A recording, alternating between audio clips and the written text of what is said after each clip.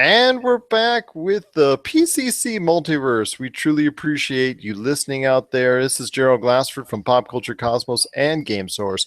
Just want to let you know we have just nothing but true admiration for you out there for making us the number one show on the podcast radio network with our Monday night show, the Pop Culture Cosmos Show. Check it out, 10:30 p.m. Eastern, 7:30 p.m. Pacific on the podcast radio network. And then also want to check out our Friday show right now, this one here, the PCC Multiverse, on every week at 7 p.m. Eastern, 4 p.m. Pacific. And then we're on a host of downloadable options from iTunes, Stitcher, TuneIn, Google Play, podcast.com, also as well the ESO network, the Tangibound network, the Gonna Geek network, and Mixcloud as well. So he has returned to us right here in the PCC Multiverse. He is our esports expert. He's the man in the know about everything esports. It's Cristian Zamudio. How are you, my friend? Doing well. It's me, Cristian Zamudio, otherwise known as Samurai Chris. Doing I very know. well. You always want me to do. It's Samurai Chris on the show now. I got to give him that. Give him props on and because he's got a really cool name too. So, Samurai Chris now joins us on the show. Samurai Chris now joins us on the show. So I know before we wanted to talk a little bit esports, there's something that came to my attention as far as seeing it out in social media, but also as well from my own daughters having a sort of a refound interest into Pokemon Go. So I wanted to ask you, Cristian, since I've seen your thoughts on going back into the Pokemon Go phenomenon, what is it about the game itself that has garnered so many fans to come back to the world of Pokemon Go? Oh, there's been a few things that have garnered the attention of a lot of returning fans and everything. The first most important thing is Generation 2 is out, so a lot of the Johto Pokemon have come out. The Pokedex is updated to about 248 of the variety of Pokemon instead of the 140 something that came out at release almost what let's see, it's March, so what, like 8 months ago or something, since Pokemon Go's release. Being a tester and being able to see the game grow from from the beta tests all the way up till now, Niantic has done better about really just making sure they can keep whatever fans they could. Granted, when the game released, the game honestly looked very unfinished, bare bones, rugged. Now with the release of these new Pokemon, there has been introduction with more items. So um, as for fans that are well known in the Pokemon lore, there's certain Pokemons that evolve with certain items. Well, you can find those in Pokestops now. I'll give you an example. Like Porygon, if you're going to evolve it to Porygon 2, you have to have an upgrade. And you use those you have to collect candies plus have that item in order to evolve them. So there's a lot of stuff like that that's going on. The gym meta game's changed a little bit. I've seen a lot of Blissies pop up in my city, and as well as Tyrannitars. Well, actually, here I'll show you right now. Let me go ahead and pop this baby open.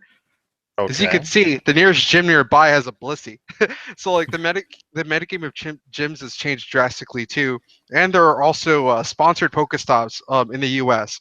That's another thing that kind of um, gained positive attention with this game. It's a lot of little things, a lot of care that's been given these past few months and these past few patches that, as a result, have made the game a lot more playable.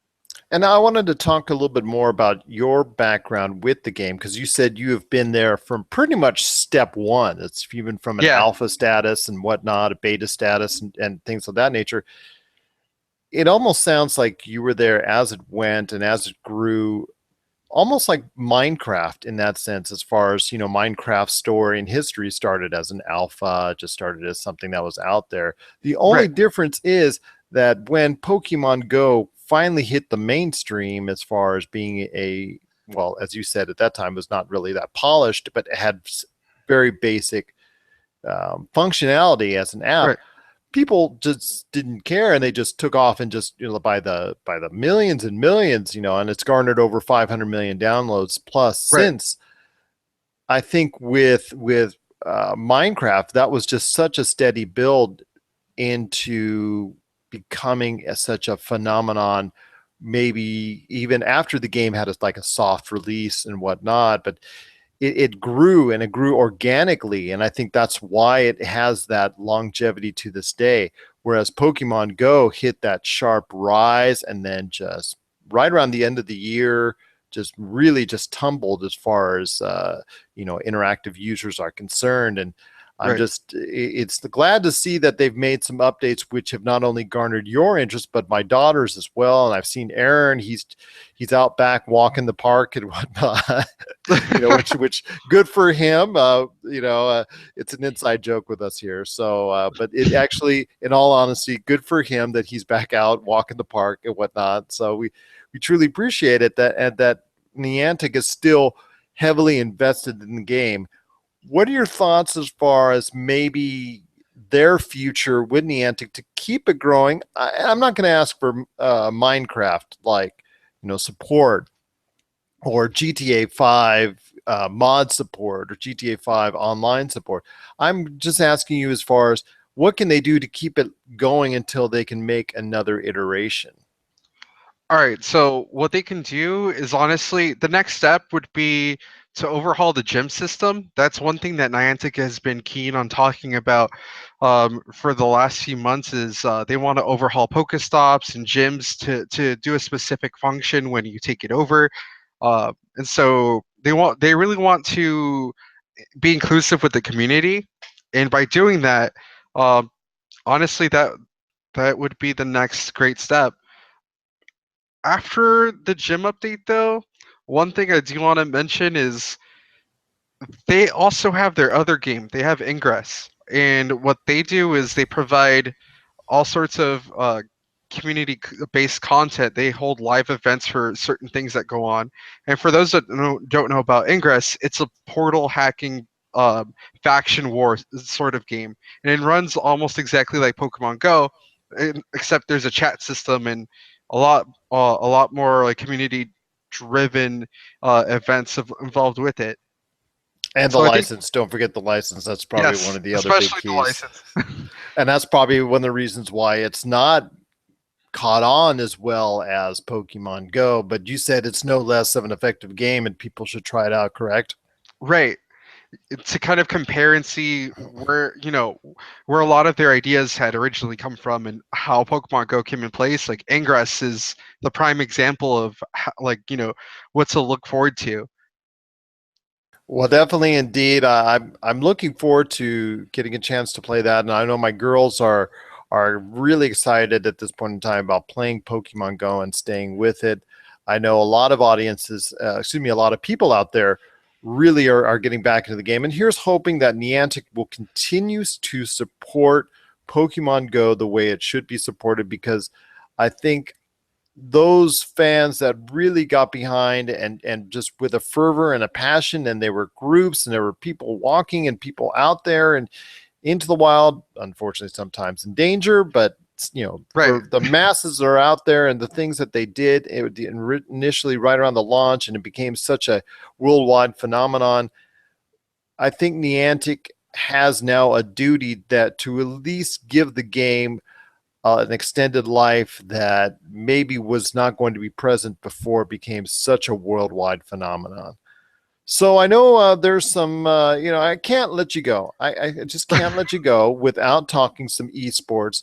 And I know I was talking about beforehand that it's not exactly the most active time in the esports scene. I've retweeted some LOL action and whatnot, but it's I know people are getting ready for Evo and things of that nature, but there's actually one tournament in mind that I want to be able to get everyone's awareness on, because it sometimes flies under the radar as compared to the big brothers as far as the esports tournament scene is concerned. So can you share and elaborate with us a little bit more, Christian, about Dream League and what it Right. has to offer for esports fans out there? Okay. So there's going to be like in the Las Vegas area, there's going to be this this Dream League Open event at UNLV on March 25th through the 26th. So what it is, it's supposed to be a a cash for prizes event. And honestly, when I was looking at the people involved, they're going to have 8-bit esports in their help with this. So it's going to be a more community driven event, kind of like a mini convention as they have done in the past with a lot of viewing parties that I've been to.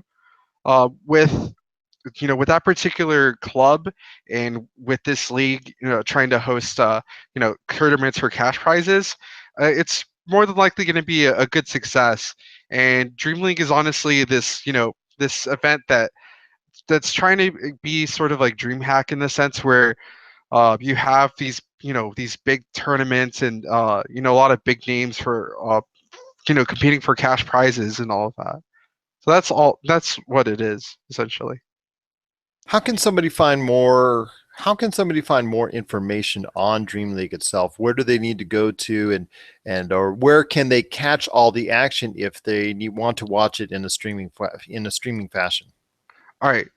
So you can find all of that location on dreamleague.co, and they also have a description about what they're about, because they're holding events at a lot of like colleges, for example, and trying to give everyone the chance to try to win at these events. And as far as Twitch pages are concerned, it should be Dream League. I I don't really see much on their on the Twitch side right now, actually, other than their social media platforms. Okay, fair enough indeed. Now, what's going on with you, my friend? Because I know you've got some updates you want to share as well that's going on with the team that you love so dearly. All right, so I know RF7 is going to enter the Smash tournament over at Dream League, so I wish them luck. I know with my community right now, we're kind of facing like one or two little bumps in the road with the Las Vegas KI community. I just wanted to quickly plug them. If you go onto Facebook and look for Las Vegas KI or Las Vegas Killer Instinct, it'll be the first group that pops up. So for those interested in finding fans uh, that have similar interests in the game that I do, go ahead and join that. But there's something that happened about 2 weekends ago at GameWorks that I kind of wanted to formally apologize for. And one of our players had sort of a meltdown, and I wanted to apologize here on air about the actions that person made. They don't represent the community at large. That's not us, honestly. That's not what we're trying to represent, because we're a very passionate group of people, and it's one of those things where I wanted to apologize for him, because it's really just unacceptable just these things kind of happen. But And yeah, that's something we've talked about in the past, where yeah, exactly. we've discussed in past episodes of the Pop Culture Cosmos how esports needs to understand that right now they're at a very tenuous stage where they can go either way. They can either become one of the next big platforms as far as the social consciousness is concerned, or they can go and hit the dust just like many other fads and many other Right. novelties before it. So I know one of the things that we talked about as far as before is trying to create an image of respect and admiration and class as far as amongst the competitors are concerned, and not being, because esports competitors at this point in time do not have the advantages that say a lot of pro sports do. I'm not Exactly. trying to dissuade them in any way. I'm not trying to downplay or trying to denigrate any Yeah. esports competitor. I'm just saying you do not have the same type of leeway to act in public or in competition the way a pro sports competitor Yeah. does. Am I wrong on that? Oh no, you're not wrong. It's actually just facts. The way you're supposed to represent yourself, really, especially when all eyes are watching for this next, esports being this next big thing. Like it's really important that you're aware that you don't blow up on anybody in the most violent of manners. And I mean, it's one thing to showboat, but it's another thing to negatively, hurt yourself or do any of that.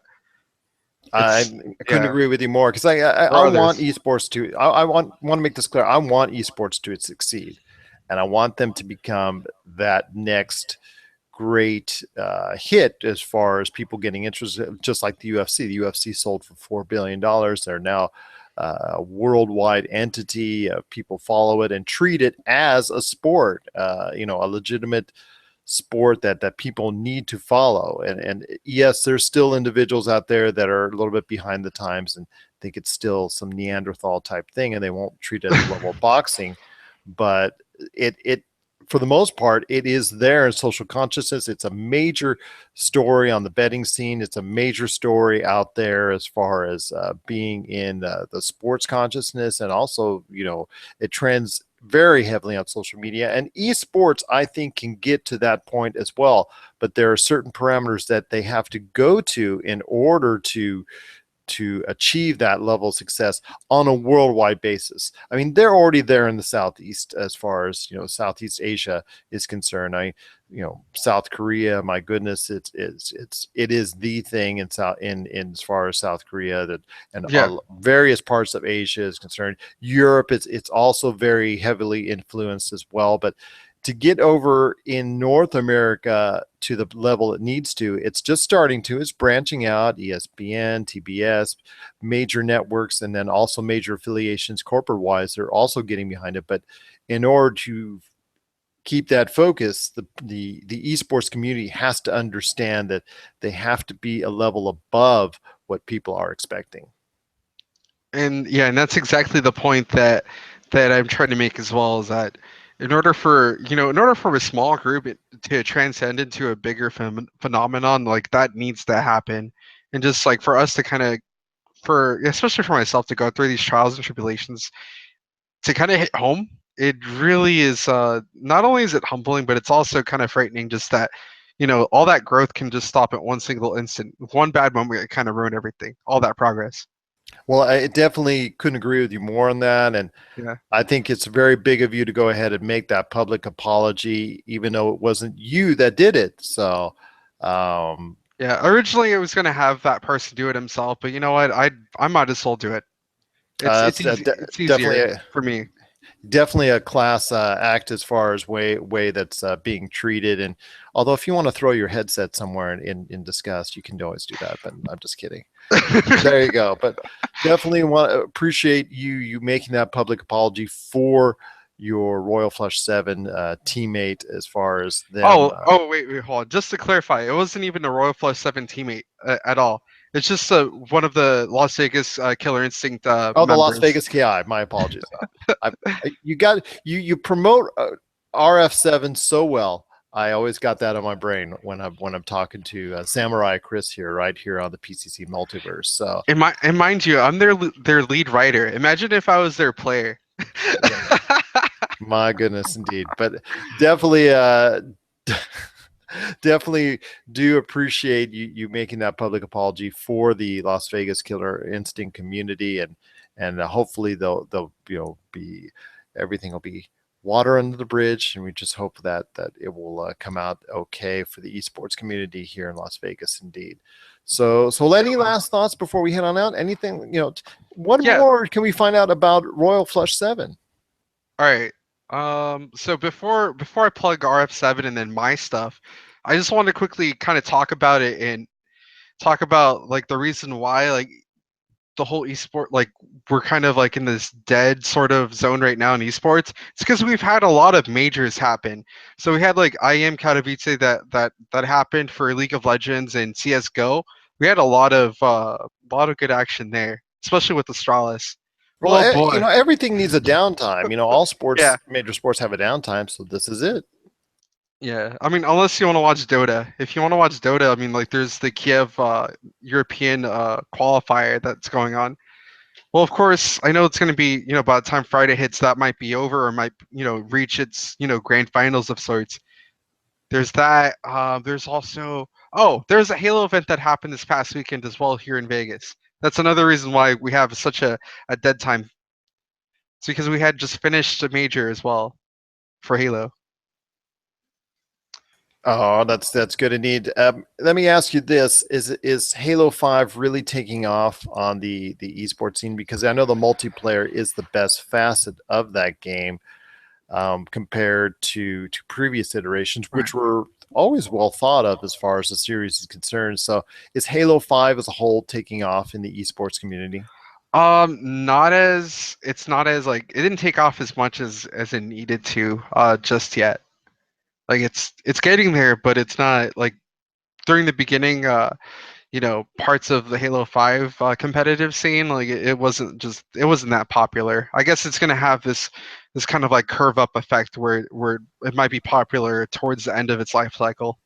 That's good to see because I know Microsoft is reporting that there's more people involved in the multiplayer at this point than at any other point in time in the release of since the release of the game. So that's Yep. definitely some good words indeed, to see it at that level or getting to that level of other major esports games. So definitely thank you so much for checking in with us. And then Yep. where can they catch all the information that's coming from Cristian Zamudio, better known as Samurai Chris? All right. So you can find me on Twitter. You can find me under the underscore of or at Pterodyne. Or you could just look for me on Samurai Chris. I'll have my tag. One of those two will pop up first. It's like it's like a little duck duck goose sort of thing. You'll either find that or the other. Um, Yes, yes, and I know once he starts getting going away on Twitter, he just seems to can't stop because I've seen at times where he just boom boom boom boom. So if you get the latest on RF7, or if you want to know updates on what's going on with RF7, believe me, following Samurai yep. Chris is the place to go. Yep. I'm usually like retweeting and favoriting things, kind of supporting absolutely everything that they do and my stuff as well. You can also find me on twitch.tv/Samurai Chris. I'm actually streaming a lot more Pokemon Go, and I wanted to kind of like highlight, the 30, I think it's like the 37 live viewers that I had the other day. I mean, like I know it's not much for like big, compared to big streamers and everything, but like for me, that's a personal achievement. Ah, that's you're right indeed. I Yeah. I know. I mean, my goodness, if we had all the time as some of those streamers do, then well, there you go. We'd be rocking and rolling indeed. But we've got our own stuff to take care of. Me with the Yep. Pop Culture Cosmos universe, and in fact the PCC multiverse.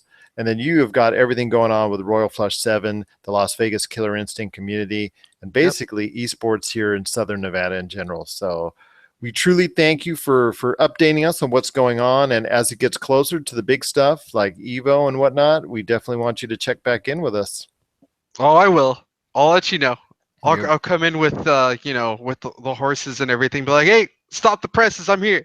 okay? Either that, or you're going to start your own tantrum where you're throwing your headset around and doing all sorts of Oh crazy no. stuff. Oh no. Me never. Okay, fair enough. Fair enough indeed. I'll throw a Well, pen or my phone or something. It'll be fine. Or I'll just sulk. That's what I'm better known for. I'm just like, okay, all right. well, I'll turn it's into Eeyore right there. there you go, Samurai Chris. It's been a pleasure having you on, indeed, and Yep. Likewise. we truly appreciate everything that you shared with us on today's show, and then also are waiting to hear again you coming back on the show to hear more great stuff going on with the Southern Nevada esports scene, the Royal Flush 7 community, and then also anything going on major in esports. Thanks again for joining us. We truly appreciate it, my friend. Yeah. Not a problem. All right. And thanks again for listening. This is the PCC Multiverse.